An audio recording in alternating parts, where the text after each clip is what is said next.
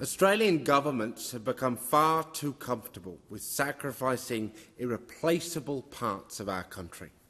Time and time again, they sacrifice Australia's environment for the interests and for the profits of big corporations, even when it puts our people and our precious places at risk, even when there is clear community opposition, and even when critically endangered species are threatened and environmental laws are broken. In WA, we are seeing this play out across our state.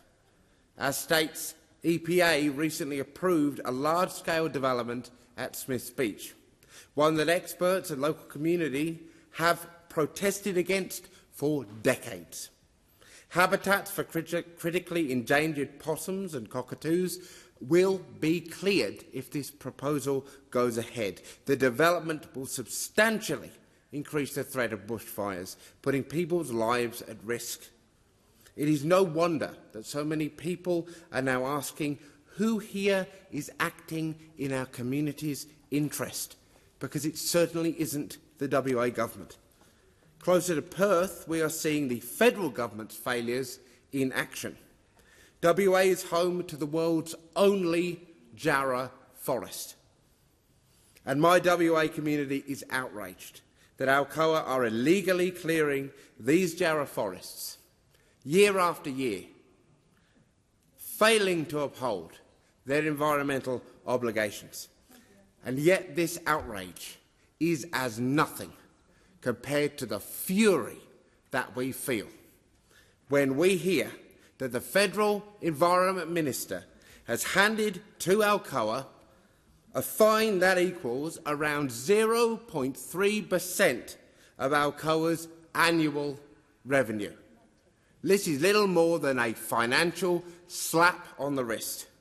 This US-based mining corporation, instead of being gripped by the scruff of the neck and thrown bodily from our state, this US mining corporation has been given the green light to continue operations under the national interest exemption. Let's be clear.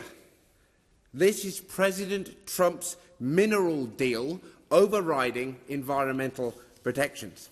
How is stripping native forests and threatening the safety of our drinking water in the national interest?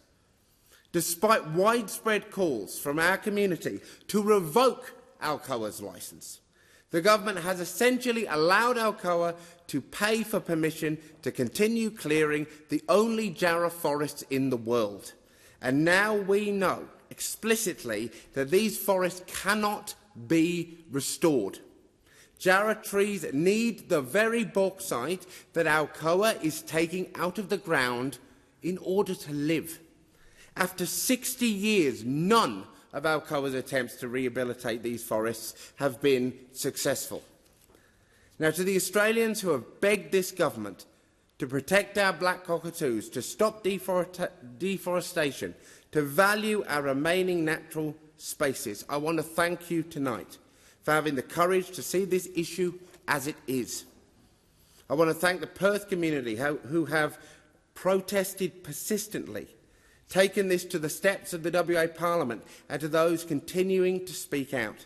The community's opposition is clear, so clear that they have monumentally shattered previous records, with 59,000 public submissions made to the WA EPA.